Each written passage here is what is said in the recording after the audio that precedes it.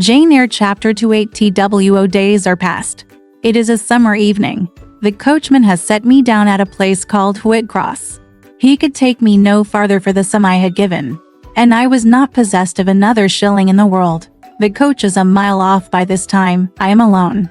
At this moment I discover that I forgot to take my parcel out of the pocket of the coach, where I had placed it for safety. There it remains. There it must remain. And now I am absolutely destitute. Whitcross is no town, nor even a hamlet. It is but a stone pillar set up where four roads meet, whitewashed, I suppose, to be more obvious at a distance and in darkness, for arms spring from its summit. The nearest town to which these point is, according to the inscription, distant 10 miles, the farthest, above 20. From the well-known names of these towns I learn in what county I have lighted, a North Midlandshire, dusk with moorland, ridged with mountain. This I see. There are great moors behind, and on each hand of me, there are waves of mountains far beyond that deep valley at my feet. The population here must be thin, and I see no passengers on these roads. They stretch out east, west, north, and south, white, broad, lonely. They are all cut in the moor, and the heather grows deep and wild to their very verge, yet a chance traveler might pass by. And I wish no eye to see me now. Strangers would wonder what I am doing, lingering here at the signpost, evidently objectless and lost. I might be questioned. I could give no answer, but what would sound incredible and excite suspicion. Not a tie holds me to human society at this moment. Not a charm or hope calls me where my fellow creatures are. None that saw me would have a kind thought or a good wish for me. I have no relative but the universal mother, nature. I will seek her breast and ask repose. I struck straight into the heath. I held on to a hollow I saw deeply furrowing the brown moor side. I waded knee-deep in its dark growth. I turned with its turnings, and finding a moss-blackened granite crag in a hidden ingle, I sat down under it. High banks of moor were about me. The crag protected my head. The sky was over that. Some time passed before I felt tranquil even here. I had a vague dread that wild cattle might be near, or that some sportsman or poacher might discover me. If a gust of wind swept the waste, I looked up, fearing it was the rush of a bull. If a plover whistled, I imagined it a man. Finding my apprehensions unfounded, however, and calmed by the deep silence that reigned as evening declined at nightfall, I took confidence. As yet I had not thought. I had only listened, watched, dreaded. Now I regained the faculty of reflection. What was I to do? Where to go? Oh, intolerable questions. When I could do nothing and go nowhere. When a long way must yet be measured by my weary, trembling limbs before I could reach human habitation. When cold charity must be entreated before I could get a lodging. Reluctant sympathy importuned, almost certain repulse incurred, before my tale could be listened to, or one of my wants relieved. I touched the heath. It was dry, and yet warm with the heat of the summer day. I looked at the sky. It was pure. A kindly star twinkled just above the chasm ridge. The day fell, but with propitious softness. No breeze whispered. Nature seemed to me benign and good. I thought she loved me, outcast as I was. And I, who from man could anticipate only mistrust, rejection, insult, clung to her with filial fondness. Tonight, at least, I would be her guest. As I was her child, my mother would lodge me without money and without price. I had one morsel of bread yet, the remnant of a roll I had bought in a town we passed through at noon with a stray penny, my last coin. I saw ripe bilberries gleaming here and there, like jet beads in the heath. I gathered a handful and ate them with the bread. My hunger, sharp before, was, if not satisfied, appeased by this hermit's meal. I said my evening prayers at its conclusion, and then chose my couch. Beside the crag the heath was very deep. When I lay down my feet were buried in it, rising high on each side. It left only a narrow space for the night air to invade. I folded my shawl double, and spread it over me for a coverlet. A low, mossy swell was my pillow. Thus lodged, I was not, at least at the commencement of the night, cold. My rest might have been blissful enough, only a sad heart broke it. It plained of its gaping wounds, its inward bleeding, its riven cords. It trembled for Mr. Rochester and his doom. It bemoaned him with bitter pity. It demanded him with ceaseless longing. and, impotent as a bird with both wings broken, it still quivered its shattered pinions in vain attempts to seek him. Worn out with this torture of thought, I rose to my knees. Night was come, and her planets were risen, a safe, still night, to serene for the companionship of fear. We know that God is everywhere, but certainly we feel His presence most when His works are on the grandest scale spread before us, and it is in the unclouded night sky, where His worlds will their silent course, that we read clearest His infinitude, His omnipotence, His omnipresence. I had risen to my knees to pray for Mr. Rochester. Looking up, I, with tear-dimmed eyes, saw the mighty Milky Way, remembering what it was. What countless systems there swept space like a soft trace of light. I felt the might and strength of God. Sure was I of His efficiency to save what He had made, convinced I grew that neither earth should perish, nor one of the souls it treasured. I turned my prayer to thanksgiving. The source of life was also the savior of spirits. Mr. Rochester was safe. He was God's, and by God would he be guarded. I again nestled to the breast of the hill, and ere long in sleep forgot sorrow. But next day, one came to me pale and bare, long after the little birds had left their nests, long after bees had come in the sweet prime of day to gather the heath honey. Before the dew was dried, when the long morning shadows were curtailed, and the sun filled earth and sky, I got up, and I looked round me. What a still, hot, perfect day! What a golden desert this spreading moor! Everywhere sunshine, I wished I could live in it and on it. I saw a lizard run over the crag. I saw a bee busy among the sweet bilberries. I would fain at the moment have become bee or lizard, that I might have found fitting nutriment, permanent shelter here. But I was a human being, and had a human being's wants. I must not linger where there was nothing to supply them. I rose. I looked back at the bed I had left. Hopeless of the future, I wished but this, that my Maker had that night thought good to require my soul of me while I slept, and that this weary frame, absolved by death from further conflict with fate, had now but to decay quietly, and mingle in peace with the soil of this wilderness. Life, however, was yet in my possession, with all its requirements, and pains, and responsibilities. The burden must be carried, the want provided for, the suffering endured, the responsibility fulfilled. I set out. Whitcross regained, I followed a road which led from the sun, now fervent and high. By no other circumstance had I will to decide my choice. I walked a long time, and when I thought I had nearly done enough, and might conscientiously yield to the fatigue that almost overpowered me, might relax this first action, and, sitting down on a stone I saw near, submit resistlessly to the apathy that clogged heart and limb. I heard a bell chime, a church bell. I turned in the direction of the sound, and there, amongst the romantic hills, whose changes and aspect I had ceased to note an hour ago, I saw a hamlet and a spire. All the valley at my right hand was full of pasture fields, and cornfields, and wood, and a glittering stream ran zigzag through the varied shades of green, the mellowing grain, the somber woodland, the clear and sunny lea. Recalled by the rumbling of wheels to the road before me, I saw a heavily laden wagon laboring up the hill, and not far beyond were two cows and their drover.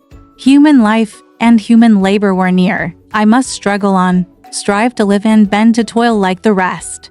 About 2:00 p.m. I entered the village. At the bottom of its one street there was a little shop with some cakes of bread in the window. I coveted a cake of bread. With that refreshment I could perhaps regain a degree of energy. Without it, it would be difficult to proceed. The wish to have some strength and some vigor returned to me as soon as I was amongst my fellow beings. I felt it would be degrading to faint with hunger on the causeway of a hamlet. Had I nothing about me I could offer in exchange for one of these rolls, I considered. I had a small silk handkerchief tied round my throat. I had my gloves. I could hardly tell how men and women in extremities of destitution proceeded. I did not know whether either of these articles would be accepted. Probably they would not, but I must try. I entered the shop. A woman was there, seeing a respectably dressed person, a lady as she supposed. She came forward with civility. How could she serve me? I was seized with shame. My tongue would not utter the request I had prepared.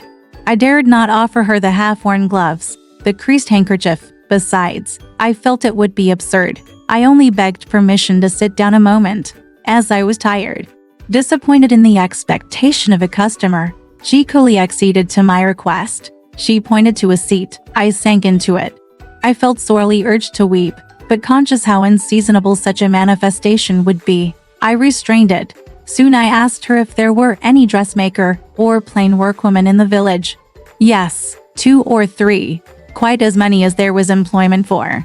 I reflected. I was driven to the point now. I was brought face to face with necessity. I stood in the position of one without a resource, without a friend, without a coin. I must do something. What? I must apply somewhere. Where? Did she know of any place in the neighborhood where a servant was wanted? Nay, she couldn't say. What was the chief trade in this place? What did most of the people do? Some were farm laborers. A good deal worked at Mr. Oliver's needle factory, and at the foundry. Did Mr. Oliver employ women? Nay, it was men's work. And what do the women do? I none, was the answer. Some does one thing, and some another. Poor folk mun get on as they can. She seemed to be tired of my questions, and indeed, what claim had I to importune her, a neighbor or to Cayman? My chair was evidently wanted. I took leave. I passed up the street, looking as I went at all the houses to the right hand and to the left, but I could discover no pretext, nor see an inducement to enter any. I rambled round the hamlet, going sometimes to a little distance and returning again, for an hour or more, much exhausted, and suffering greatly now for want of food. I turned aside into a lane and sat down under the hedge. Ere many minutes had elapsed, I was again on my feet, however, and again searching something, a resource, or at least an informant. A pretty little house stood at the top of the lane, with a garden before it, exquisitely neat and brilliantly blooming. I stopped at it. What business had I to approach the white door, or touch the glittering knocker? In what way could it possibly be the interest of the inhabitants of that dwelling to serve me? Yet I drew near and knocked. A mild-looking, cleanly attired young woman opened the door, in such a voice as might be expected from a hopeless heart and fainting frame, a voice wretchedly low and faltering. I asked if a servant was wanted here. No, said she, we do not keep a servant. Can you tell me where I could get employment of any kind? I continued. I'm a stranger, without acquaintance in this place. I want some work, no matter what. But it was not her business to think for me, or to seek a place for me. Besides, in her eyes, how doubtful must have appeared my character, position, tale. She shook her head. She was sorry she could give me no information. And the white door closed, quite gently and civilly, but it shut me out. If she had held it open a little longer, I believe I should have begged a piece of bread, for I was now brought low. I could not bear to return to the sordid village, where, besides, no prospect of aid was visible. I should have longed rather to deviate to a wood I saw not far off, which appeared in its thick shade to offer inviting shelter.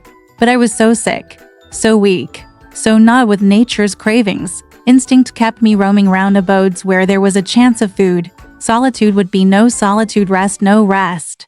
Well, the vulture, hunger, thus sank beacon talons in my side.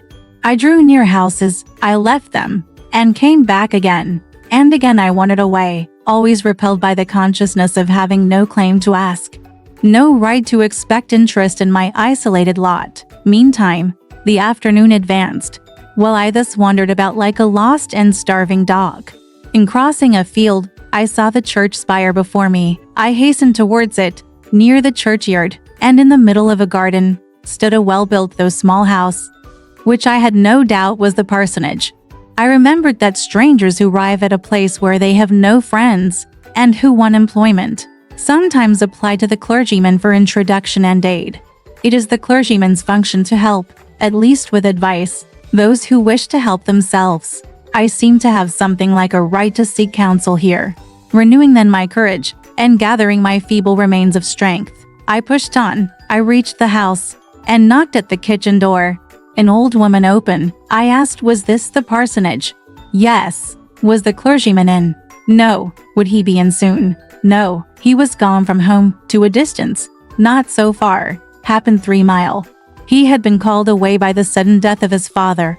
He was at Marchand now, and would very likely stay there a fortnight longer. Was there any lady of the house? Nay, there was not but her, and she was housekeeper. And of her, reader, I could not bear to ask the relief for one of which I was sinking. I could not yet beg. And again I crawled away. Once more I took off my handkerchief. Once more I thought of the cakes of bread in the little shop. Oh, for but a crust.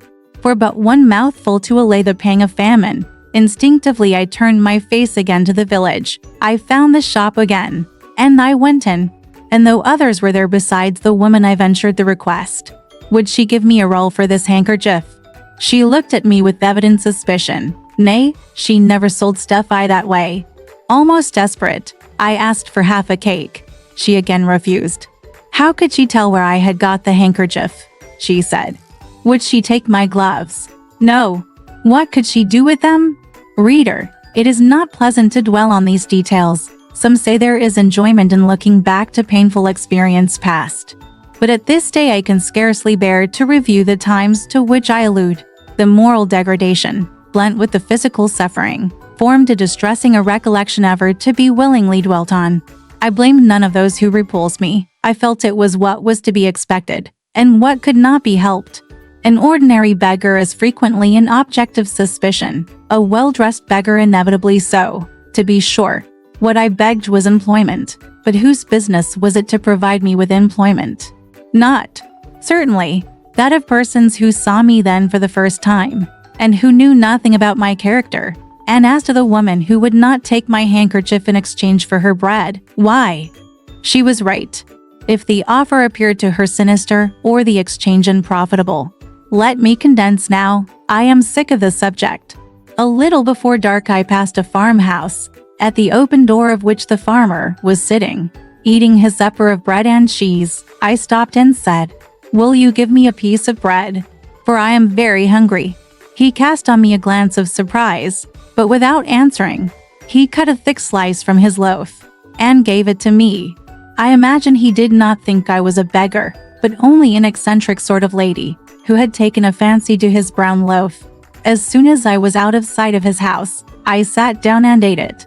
I could not hope to get a lodging under a roof, and sought it in the wood I had before alluded to. But my night was wretched, my rest broken. The ground was damp, the air cold. Besides, intruders passed near me more than once, and I had again and again to change my quarters. No sense of safety or tranquility befriended me. Towards morning it rained. The whole of the following day was wet.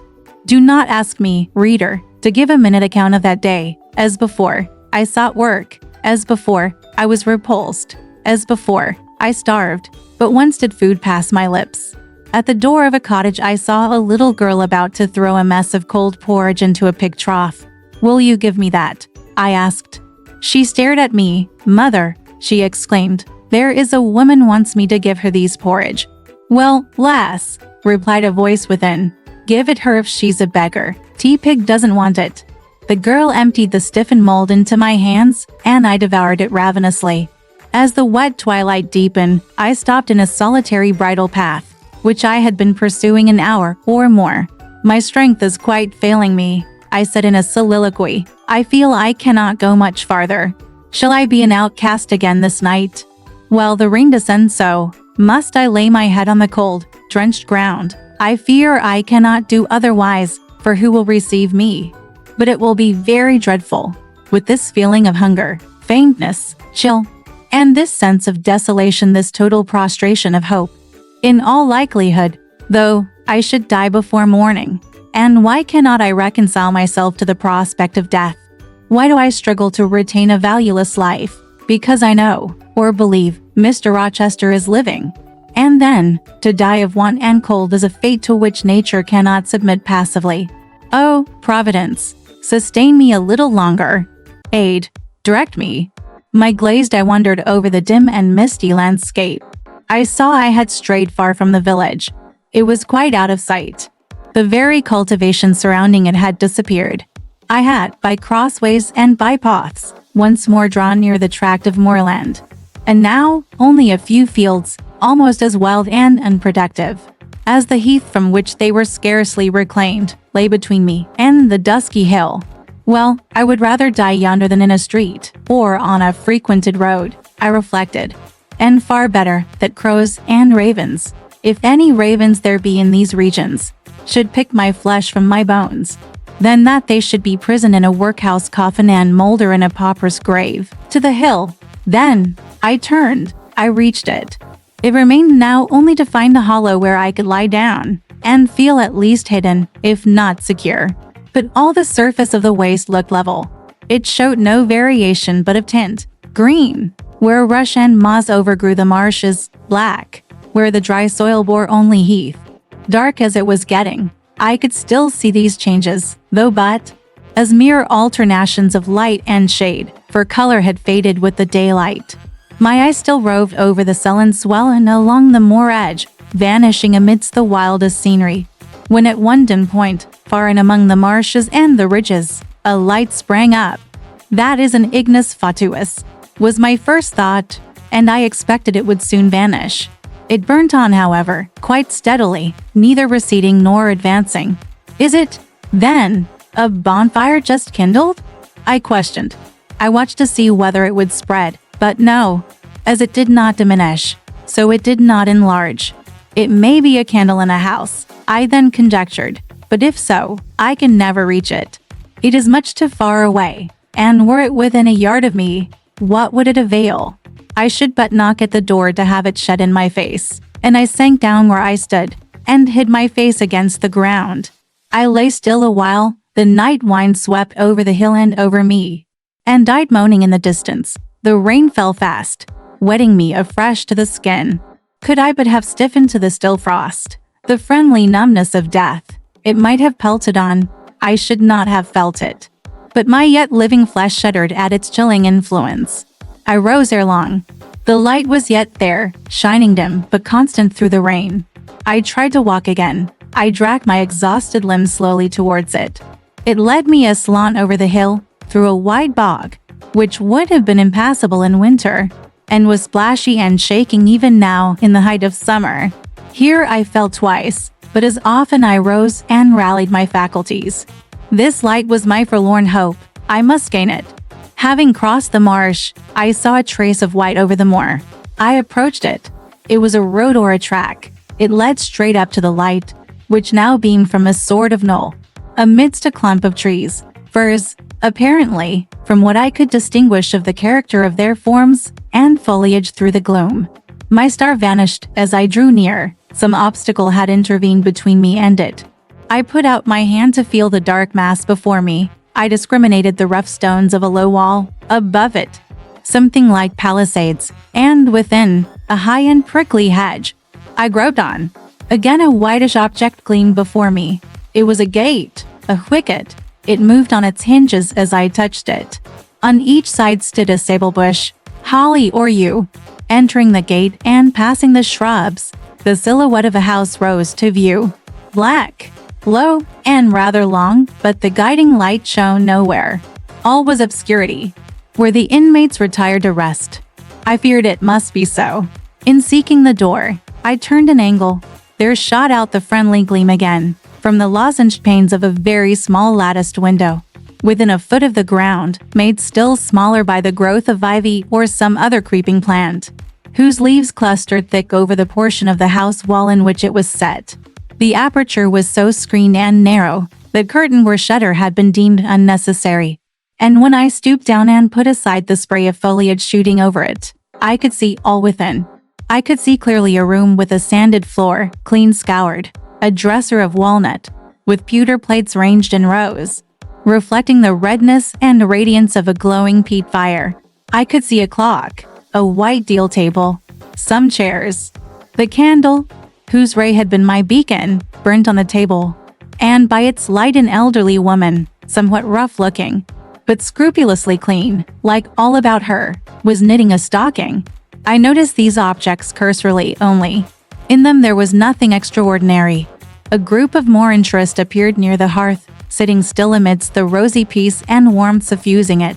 Two young, graceful women, ladies in every point, sat, one in a low rocking chair, the other on a lower stool. Both wore deep mourning of crepe and bombazine, which somber garb singularly set off very fair necks and faces. A large old pointer dog rested its massive head on the knee of one girl, In the lap of the other was cushioned a black cat. A strange place was this humble kitchen for such occupants. Who were they?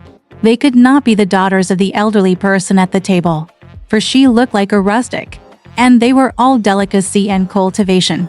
I had nowhere seen such faces as theirs, and yet, as I gazed on them, I seemed intimate with every lineament. I cannot call them handsome. They were too pale and grave for the word. As they each bent over a book, they looked thoughtful almost to severity.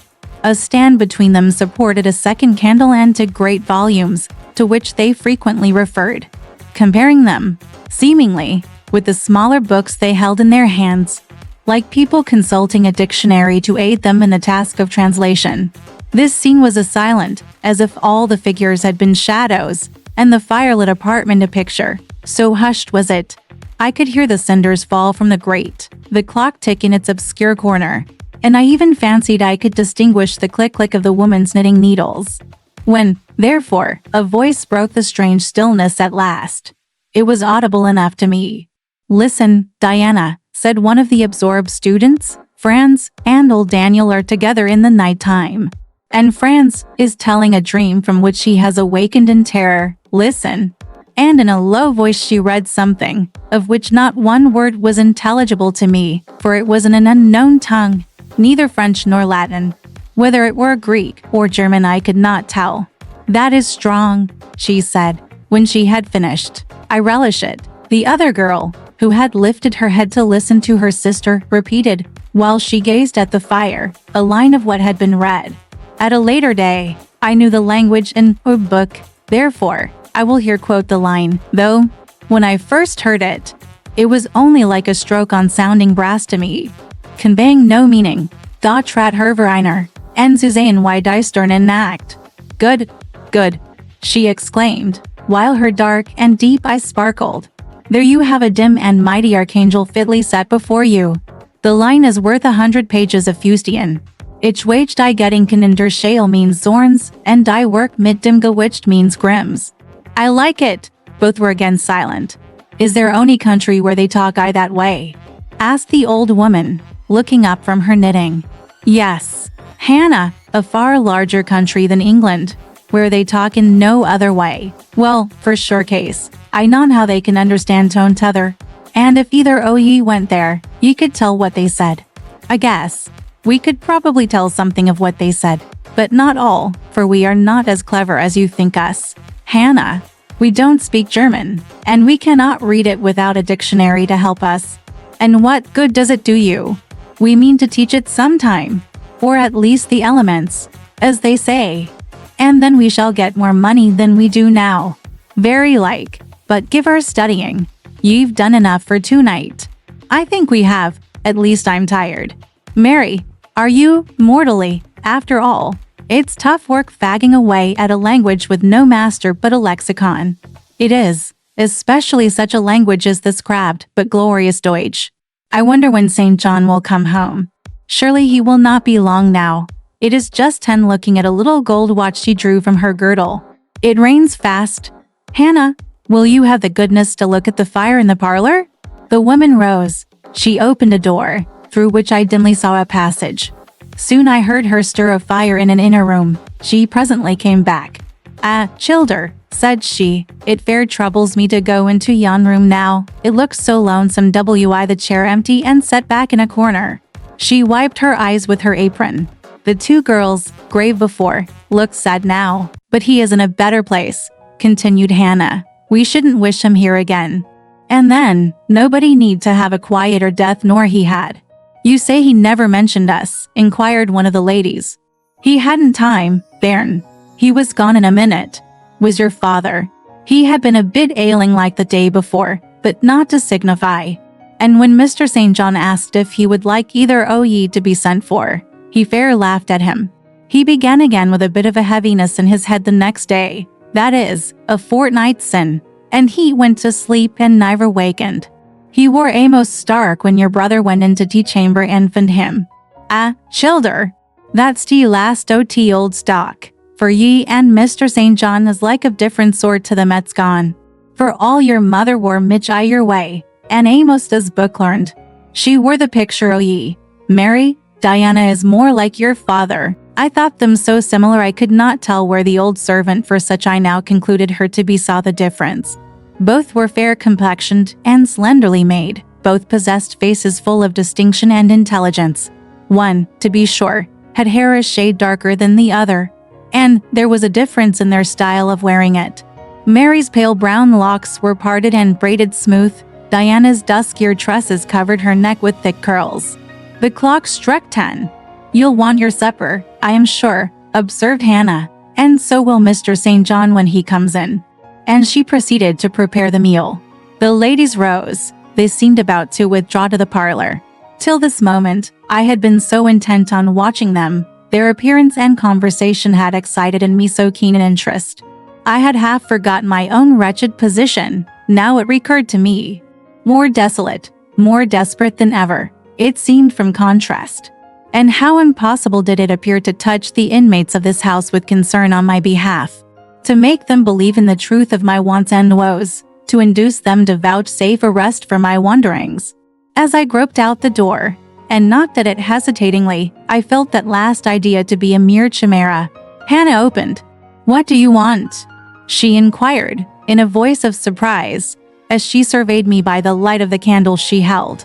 "May I speak to your mistresses?" I said. "You had better tell me what you have to say to them. Where do you come from? I'm a stranger. What is your business here at this hour? I want a night's shelter in an outhouse, or anywhere, and a morsel of bread to eat." Distressed, the very feeling I dreaded, appeared in Hannah's face. "I'll give you a piece of bread," she said, after a pause, "but we can't take in a vagrant to lodge. It isn't likely. Do let me speak to your mistresses." "No, not I. What can they do for you? You should not be roving about now. It looks very ill. But where shall I go if you drive me away? What shall I do?" "Oh, I'll warrant you know where to go and what to do. Mind you don't do wrong, that's all.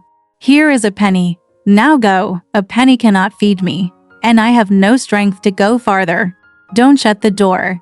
Oh, don't, for God's sake." "I must. The rain is driving in. Tell the young ladies." "Let me see them." "Indeed, I will not. You are not what you ought to be, or you wouldn't make such a noise. Move off, but I must die if I am turned away." "Not you. I'm feared.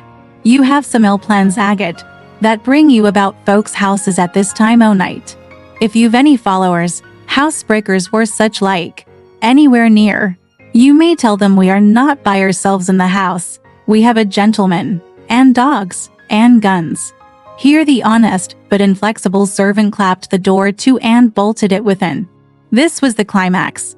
A pang of exquisite suffering, a throe of true despair, rent and heaved my heart.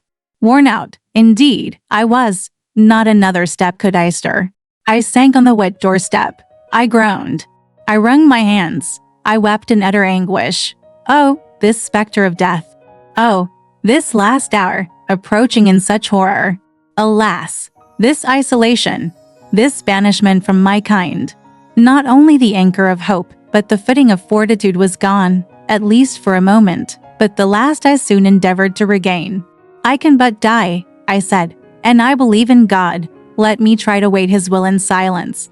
These words I not only thought, but uttered, and thrusting back all my misery into my heart, I made an effort to compel it to remain there, dumb and still.